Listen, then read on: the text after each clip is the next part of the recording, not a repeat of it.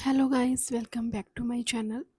जैसे कि आप सभी को पता है कि मैंने 60 डेज़ का चैलेंज लिया है, जिसमें हम यूजीसी नेट का पेपर 1 एंड पेपर 2 का पूरा सिलेबस कवर करने वाले हैं। ठीक है, और साथ में पीवाईक्यू भी क्वेश्चंस करेंगे।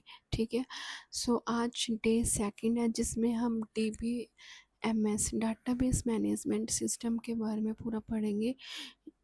इसकी काफ़ी वीडियो आएंगी। ठीक है, मतलब एक एक टॉपिक को मैं पूरा क्लियर करवाऊंगी। ये नहीं है कि 60 डेज़ का चैलेंज लिया है तो मतलब ऊपर ऊपर से कवर करेंगे, नहीं, बिल्कुल डीपली कवर करेंगे। क्योंकि कब जब भी आप कॉम्पिटिटिव एग्ज़ाम दे रहे हो तो उसमें क्या होता है कि आपको बेसिक नॉलेज होनी चाहिए, डीप नॉलेज होनी चाहिए। ठीक है, तो साथ में अपनी नॉलेज भी इन्हांस करते रहेंगे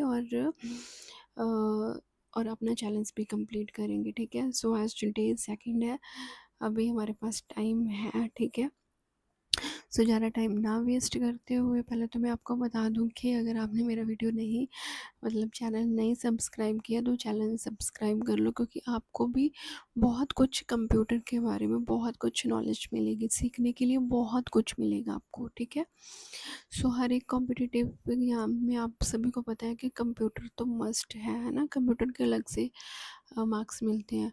सो अगर आप किसी और फील्ड से भी और मेरी वीडियो आपके सामने आ गई तो आप स्किप मत करना, आप देख सकते हो। ठीक है, चलो ज़्यादा टाइम नहीं वेस्ट करते, स्टार्ट करते हैं आज की वीडियो। सो आज हम देखेंगे डीबीएमएस। बेसिकली इसकी फुल फॉर्म होती है डाटाबेस मैनेजमेंट सिस्टम। ठीक है, इसके बारे में पढ़ते हैं कि देखो, नाम से ही क्लियर है, डाटाबेस को मैनेज करने के लिए जो सिस्टम बनाते हैं उसको क्या बोलते हैं हम, डाटाबेस मैनेजमेंट सिस्टम। इसमें सबसे पहले हम ट्रेडिशनल वे देख लेते हैं कि फाइल सिस्टम। फाइल सिस्टम क्या है? एक ऐसा मेथड है जिसमें हम ऑर्गेनाइज करके रखते हैं, फाइल को स्टोर करके रखते हैं। जैसे कि क्या हो गया, आपका हार्ड डिस्क हो गया। ठीक है, अब ऑर्गेनाइज फाइल ऑर्गेनाइज का क्या मतलब है? फाइल को हम मतलब क्लासिफाइड करना, उसको ग्रुप की फॉर्म में बना देना इनटू डायरेक्टरीज, है ना, विच में contain other folders and files. ठीक है, अब जो ग्रुप से उनको डायरेक्टरी, जैसे रूट डायरेक्टरी होगी, यूज़र डायरेक्टरी होगी, आपने किया होगा आई थिंक सो लाइनिक्स या यूनिक्स में किया होगा, है ना, ये पेपर, मतलब ये कंसेप्ट। देन फंक्शंस क्या होंगे, अब उन पे कौन से ऑपरेशन हम यूज़ करेंगे, जैसे कि फ़ाइल को मैनेज करना, उनका नेम देना, उनको फाइल को असेस एंड कंट्रोल करना। ठीक है, जैसे कि NTFS है, न्यू टेक्नोलॉजी फाइल सिस्टम है, and EXT extended file system है। ठीक है, अब देखो, डाटा बेस को मैनेज करना है। अब आपके पास इंफॉर्मेशन है, हो सकता है आप फाइल की फॉर्म में उसको जैसे एक स्कूल है फॉर एग्जांपल, स्कूल में आपने हर एक क्लास के जो स्टूडेंट है उसका रिकॉर्ड रखना है ना। फर्स्ट क्लास का आप फोल्डर बना दोगे, सेकंड क्लास का फोल्डर, थर्ड क्लास का फोल्डर, मतलब अप टू जो भी सो ऑन, है ना। तो ऐसे फाइल्स बना दोगे, ऐसे ये सारा जो डाटा होएगा स्टोर कहाँ पे होएगा, ये सारा डाटा होएगा हार्ड डिस्क में स्टोर होएगा। ठीक है, देन फाइल ऑर्गेनाइज का क्या मतलब होएगा कि उसमें हम डायरेक्टरीज बना देंगे। मतलब अब ये जो फर्स्ट क्लास है, फर्स्ट क्लास का जो मेन फोल्डर हो गया, ये क्या हो गया, रूट डायरेक्टरी होगी। इसके नीचे हम डायरेक्टरीज बनाते हैं, सब डायरेक्टरीज होती हैं, मतलब फर्स्ट क्लास तो उसका फोल्डर का नाम हो गया, उसके अंदर जो हम फाइल्स डालेंगे, जैसे फर्स्ट ए, फर्स्ट बी, मतलब A section, B section, C section. ठीक है, तो ये सारी चीज़ें होती हैं जिसमें फोल्डर्स बनाते हैं एंड फाइल्स, है ना। फिर फंक्शंस का क्या मतलब है, उसमें नेमिंग करनी है, जैसे कि ये मैंने लिखा फर्स्ट वन, फर्स्ट ए या फर्स्ट बी, है ना, सारा कंट्रोल करना। यहाँ पे आप देख सकते हो न्यू टेक्नोलॉजी फाइल सिस्टम इसके एक एग्जाम्पल है। अब इस वाले कंसेप्ट में कुछ इश्यूज हैं, वो देखते हैं क्या प्रॉब्लम्स हैं। पहले क्या है, रेजिडेंसी।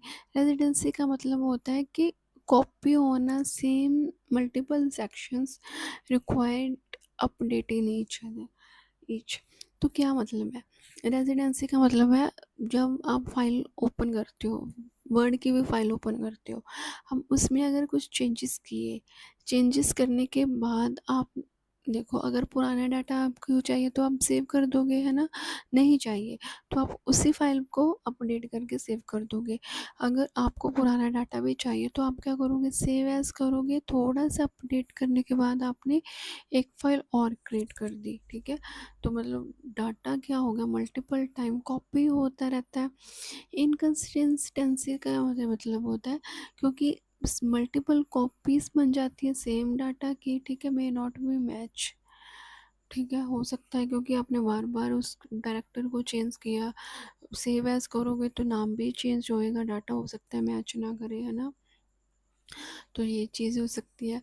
डिफ़िकल्टी डाटा असेस, अब डाटा को लोकेट करना, है ना, कहाँ पे आपने सेव किया, सपोज आप भूल जाओ तो उसको सर्च करना बहुत डिफ़िकल्ट है। अनऑथराइज एक्सेस का क्या मतलब है, अगर आपने कोई फ़ोल्डर बना लिया, आपने कुछ लॉक या सिक्योरिटी वगैरह नहीं लगाई तो everyone can access your data, ठीक है। तो ये भी एक प्रॉब्लम हो सकती है जिसमें आपकी परमिशन के बिना ही आप अपना फाइल्स को ओपन कर सकते हो, फोल्डर को ओपन कर सकेगा कोई भी पर्सन। तो कॉन्करेंट असेस क्या मतलब है, ओनली वन यू, मतलब अब मैंने ये फाइल ओपन किया, पीडीएफ ओपन किया, तो डैट मीन्स इसको वन टाइम पे वन ही यूज़र इसको मतलब देख सकता है, जहाँ उसके ऊपर काम कर सकता है, ये नहीं है कि कोई और उसको काम करेगा, ठीक है। सो इसकी और क्या प्रॉब्लम है कि बैकअप नहीं है। अगर ये फाइल एक बार डिलीट हो जाए कंप्यूटर से तो रिकवरी के चांसेस बहुत कम है, ठीक है, डाटा लॉस होने के चांसेस बहुत हाई है। क्लियर। नेक्स्ट देखते हैं हम, ये तो था फाइल सिस्टम, ठीक है, जो पहले चलता था। फिर इसके बाद जो न्यू कंसेप्ट है डीबीएमएस, डाटाबेस मैनेजमेंट सिस्टम, ठीक है। अब यहाँ पे फुल फॉर्म देख सकते हो। इसमें क्या हुआ, डाटाबेस हम क्रिएट करते हैं is a shared collection of the logically related data and organized systematic। अब इसमें भी देखो, डाटा तो स्टोर हो रहा है, बट डाटा कैसे स्टोर हो रहा है, लॉजिकली वे से और सिस्टमेटिक वे से इसमें हम डाटा को स्टोर करते हैं, ठीक है। और जो मैनेजमेंट सिस्टम है उस वो क्या रेफ़र करती है, उसका क्या मतलब होता है, सेट ऑफ प्रोग्राम्स बनाते हैं जिसमें हम सॉर्टिंग करते हैं, रिट्रीव करते हैं डाटा फ्रॉम द डाटाबेस, ठीक है, फैच करते हैं डाटा, मैनेज करके रखना।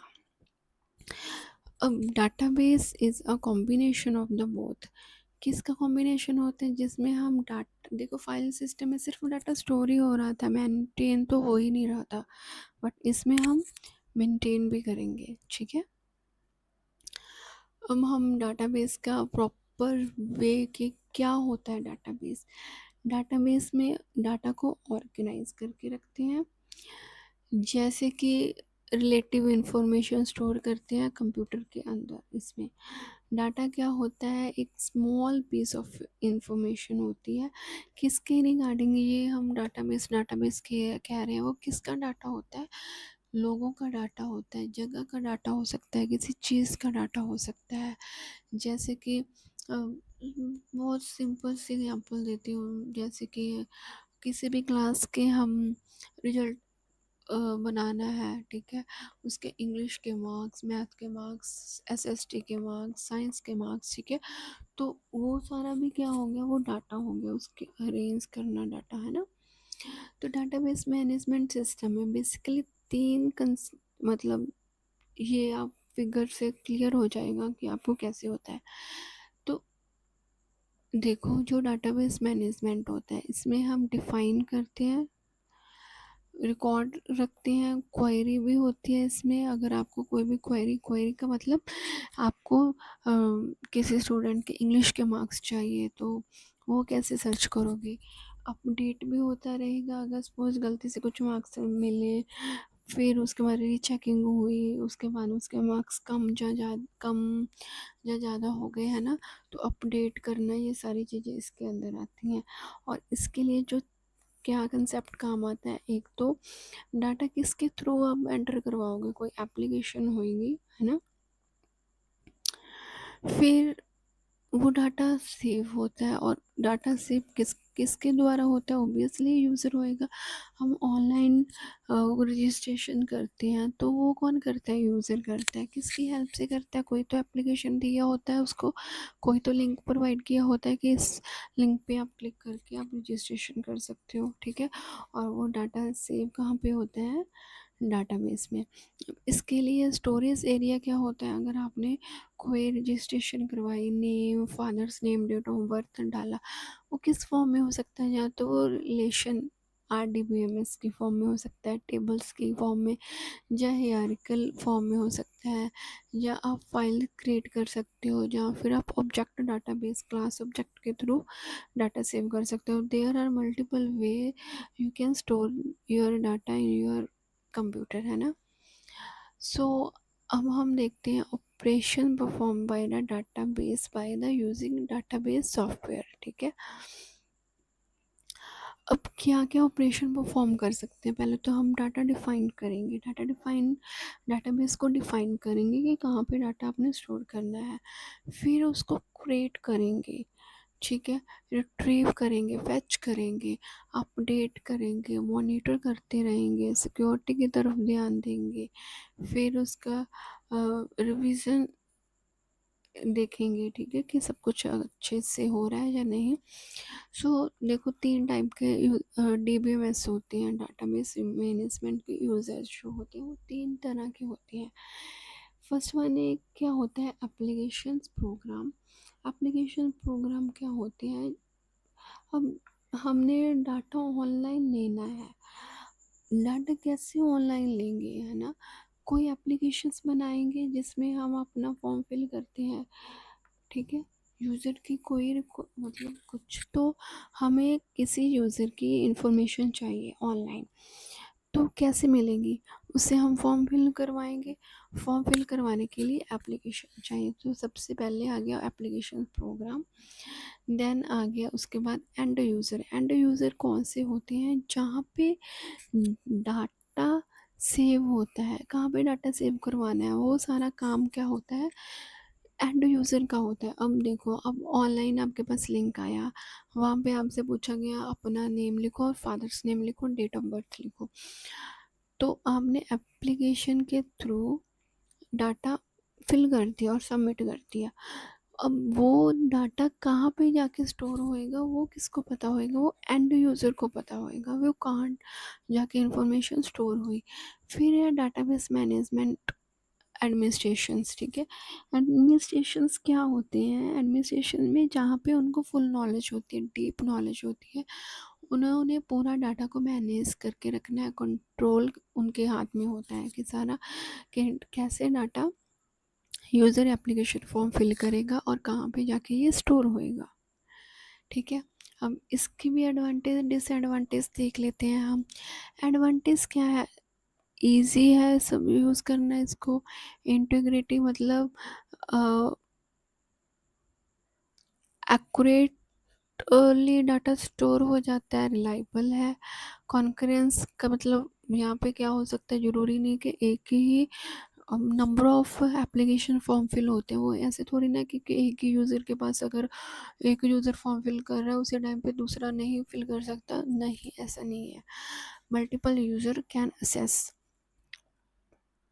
डाटा सिक्योरिटी भी होती है, ठीक है, डाटा सिक्योरिटी तो मस्ट है ना। बैकअप भी होता है, अगर एक जगह पे डाटा मतलब हो जाए, प्रॉब्लम हो जाए, तो उसके लिए रिकवरिंग भी होती है, ठीक है। डाटा शेयरिंग भी होती है, डाटा शेयर कर सकते हैं। अब इसकी भी कुछ डिसएडवांटेज है। फर्स्ट क्या है, कम्प्लेक्सिटी। कम्प्लेक्सिटी क्या है, क्योंकि इसमें एप्लीकेशंस प्रोग्राम का काम अलग है, यूज़र का काम अलग है, एंड यूज़र का काम अलग है, तो उसको मेंटेन करने के लिए आपको नॉलेज एंड स्किल्स होनी चाहिए। ओवरहेड हो जाता है, क्योंकि इतना सारा डाटा है उसको हैंडल करना। फिर स्केलेबिलिटी का मतलब होता है कि हो सकता है कि आपके पास लिमिट हो कि आपने इतना डाटा स्टोर करके रख सकते हो।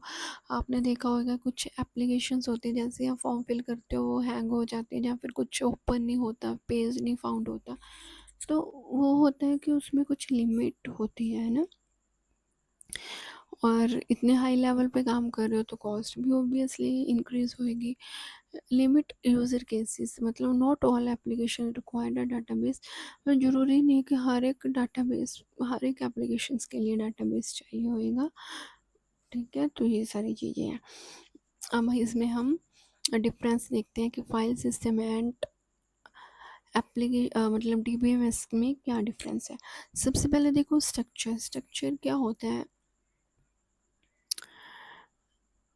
The file system is a way of the arranging the file. इसका क्या मतलब होता है, फाइल सिस्टम में आपने जस्ट फाइल को अरेंज करना है। अब फाइल सिस्टम की सबसे अच्छे एग्जाम्पल क्या है, जैसे कि कंप्यूटर है। कंप्यूटर में आप क्या कर सकते हो, डाटा को फाइल को अरेंज कर सकते हो सकता है वो एक ही फोल्डर में लिख दो, हो सकता है डेस्कटॉप पे सारा फिल कर दो। ठीक है, तो फाइल्स को अरेंज करते हो। बट डीबीएमएस में कि सॉफ्टवेयर की हेल्प से हम डाटाबेस को मैनेज करते हैं। वहाँ पे फाइल्स एक आधी फाइल नहीं होती, वहाँ पे पूरा डाटाबेस होता है। रेजिडेंसी मतलब कॉपी जो हो रही है बार बार, है ना, उसको आप मतलब कर सकते हो। ठीक है, बट यहाँ पे बार बार वो ही डाटा रिपीट नहीं होता। बैकअप एंड रिकवरी, तो यहाँ पे डाटा के लॉस होने के चांसेस ज़्यादा है, यहाँ पे रिकवरी नहीं होती। ठीक है, बैकअप होता है। क्वेरी प्रोसेस, यहाँ पे कुछ अगर आपने कुछ फाइल सर्च करनी है तो आपके पास जैसे एक ही ऑप्शन है कि सर्च बार पे आप कुछ जो भी आपको अगर याद होगा फाइल का नाम का कीवर्ड तो सर्च करोगे तो मिलेगी। अदरवाइज अगर आप नेम ही भूल गए फाइल का तो वो भी नहीं सर्च कर सकते। ठीक है, तो एफिशिएंस नहीं है, बट यहाँ पे आप इजीली सर्च कर सकते हो फाइल को। कंसिस्टेंसी यहाँ पे लेस होती है, यहाँ पे क्या होती है, ज़्यादा होती है। कम्प्लेक्सिटी, इसमें लेस कम्प्लेक्सिटी होती है। क्यों, क्योंकि अपने फाइल बनानी है और फाइल कंप्यूटर पे स्टोर कर देनी है, वो हर कोई कर सकता है आज के टाइम पे। बट डाटाबेस थोड़ा सा कॉम्प्लिकेटेड होता है as compare to file system. Security file system में तो बिल्कुल ही नहीं होती, डीबीएमएस में ज़्यादा होती है। डाटा इंडिपेंडेंस, यहाँ पे कोई डाटा इंडिपेंडेंस नहीं होता, पर यहाँ पे क्या होते हैं, इंडिपेंडेंसी होती है डाटाबेस पे। यूज़र असेस, यहाँ पे एक टाइम पे असेस कर सकते हैं यूज़र, यहाँ पे मल्टीपल असेस हो सकते हैं। यहाँ पे शेयर कर सकते हैं, यहाँ पे नेचुरल डाटा जो शेयर कर सकते हैं वो इजी है। यहाँ पे एब्स्ट्रैक्शन मतलब डिटेल्स वगैरह, रिप्रेजेंटेशन ऑफ डाटा दिखती है आपको, फाइल का नाम दिखता है, साइज दिखता है। बट डाटाबेस में ये सब कुछ क्या होता है, हाइड होता है। यहाँ पे डिफ़िकल्ट होता है इम्प्लीमेंट करना, यहाँ पे इजी होता है इम्प्लीमेंट करना। फाइल सिस्टम क्या होगी, जैसे सी++ की फ़ाइल होती है, आपने अगर देखा होगा। और यहाँ पे किसकी फ़ाइल होती है, ओरेकल एंड एसक्यूएल की फाइल्स होती है। ठीक है, नेक्स्ट है टाइप ऑफ ना डीबीएमएस। ठीक है, कितने तरह के टाइप्स होते हैं। First tier architect, second tier and third tier. First tier का हम आर्किटेक्ट देखते हैं कि इसमें क्या होता है। इसमें सिंपल, बिल्कुल सिंपल फॉर्म यूज़ होती है। Client and server are all the same machines. Client and server तो होते हैं, बट क्या होते हैं, सेम मशीन। जैसे कि कंप्यूटर है, कंप्यूटर पे आप फाइल बनाते हो, काम करते हो, वहीं पे सर्वर भी आपका वही है, हार्ड डिस्क पे आप डाटा को स्टोर कर लेते हो, है ना। तो एक तो ये इजी है, डायरेक्ट एक्सेस है, आप डाटा को जो भी आपको फाइल चाहिए होगी आप डायरेक्ट उसको एक्सेस कर लेते हो, है ना। अब जो इसका एडवांटेज क्या है, सिंपल है, कॉस्ट इफेक्टिव है, इजी टू इम्प्लीमेंट करना है ना। अब जो सेकंड टायर आर्किटेक्ट है, इसमें क्या होता है, क्लाइंट सर्वर मॉडल होता है। Client server model, client request based है और सर्वर से डाटा क्या होता है, फैच होता है। क्लाइंट कहीं और पे है, सर्वर किसी और पे है, कहने का मतलब। थ्री डायर क्या होता है, इसमें क्या होती हैं भाई, मल्टीपल लेयर्स होती हैं, मल्टीपल चीज़ें होती हैं। फर्स्ट क्या है, इसमें ऐड किया है एप्लीकेशन सर्वर अलग से होता है, क्लाइंट अलग से होता है, जो एप्लीकेशन सर्वर के थ्रू कनेक्ट होता है। लार्ज वेब एप्लीकेशंस इसमें हम यूज़ करते हैं, ठीक है। इन्हांस स्केलेबिलिटी, नंबर ऑफ जो फाइल्स आप स्टोर कर सकते हो उसको इन्हांस कर दिया, डाटा को इंटीग्रेट कर सकते हैं, ठीक है। कि या इंटीग्रेट करने से क्या होएगा, जो डाटा करप्ट हो सकता है उसको रिमूव कर सकते हो। सिक्योरिटी इसमें आधा हो गई, बट डिसएडवांटेज क्या है कि इसमें क्या हो गया, मोर कम्प्लेक्स हो गया, डिफ़िकल्ट हो गया इंटरेक्ट करना। देन नेक्स्ट है हमारे पास डाटाबेस स्कीमास। डाटाबेस स्कीमा का क्या मतलब होता है, a logically represent of the data shows how data should be store and organize. Database scheme, database को मेंटेन करने की स्कीम है ना।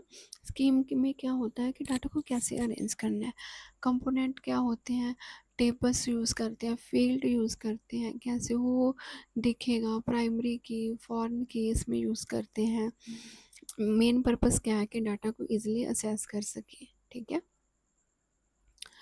अब जो थ्री टायर हमने आर्किटेक्ट पढ़ा था डाटाबेस को, उसको थोड़ा सा डीपली हम पढ़ते हैं, ठीक है। बेसिकली इसमें तीन लेयर्स, तीन लेवल में हमने डिवाइड किया। फर्स्ट क्या है, फिजिकल लेयर। फिजिकल लेयर का मतलब क्या होता है, physically storage of the data, ठीक है। मतलब जब किसी ने डाटा भेजा, रजिस्टर किया फॉर्म, तो वो डाटा फिजिकली कहाँ पे स्टोर होएगा, वो किसी डिस्क में होएगा, कौन सी टेप में होएगा, तो ये सारी चीज़ें बेसिकली इसका मतलब क्या है, हाउ डाटा इज स्टोर्ड, कहाँ पे लोकेशन होएगी। देन कंसेप्चुअल लेवल में क्या होएगा, यहाँ पे हम रिप्रेजेंट करते हैं data in the form of the, यहाँ पे डाटा कहाँ पे यूज़र फिल करेगा, टेबल बनाएंगे, स्टूडेंट का टेबल होएगा, कौन सा टेबल होएगा, ठीक है। तो ये सारी चीज़ें होती हैं। एक्सटर्नल लेवल में क्या होता है कि यूज़र को कैसे दिखाना है, ठीक है, यूज़र कैसे डाटा को फिल करेगा, ये सारी चीज़ें होती हैं इसके अंदर। नेक्स्ट है हमारा data independency. Changes in the data at one level should not impact to the another level. Data independent, data independent का मतलब अगर हम किसी एक लेयर में चेंज कर रहे हो तो उसका इम्पैक्ट बाकी लेयर्स के ऊपर ना पड़े, ठीक है। तो ये सारी चीज़ें होती हैं इसके अंदर भी, यही टाइप है। Physical layer, physical data independence का मतलब अगर हम फिजिकल स्टोरेज में चेंज कर रहे हैं तो बाकी चीज़ों पे इम्पैक्ट नहीं होना चाहिए। कंसेप्चुअल में हम कर रहे हैं, अगर डाटा कुछ ऐड ऑन करा, टेबल में ऐड ऑन करा, तो उसका इम्पैक्ट भी कहीं और ना पड़े, ठीक है। तो ये सारी चीज़ें हम हैं, ठीक है। लॉजिकली फिजिकली ये हमने पढ़ लिया। अब type of the data models, इसके बारे में हम पढ़ेंगे कल वीडियो। ये पार्ट 1 था, पार्ट 2 आएगा, ठीक है।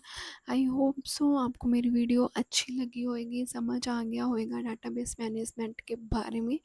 ये सिर्फ हमने डेफिनेशन पढ़ी, मतलब इतना डीपली पढ़ रहे हैं कि इतने टाइम में हमने जस्ट थोड़ा सा पढ़ा, बाकी आगे डिटेल में क्या कौन कौन से मॉडल्स यूज़ करेंगे, कैसे सब कुछ डाटा मैनेज होता है, ऑर्गेनाइज होता है, ये सारा सारा का सारा चैप्टर बहुत सिंपल वे में पढ़ेंगे, सिंपल लैंग्वेज में पढ़ेंगे।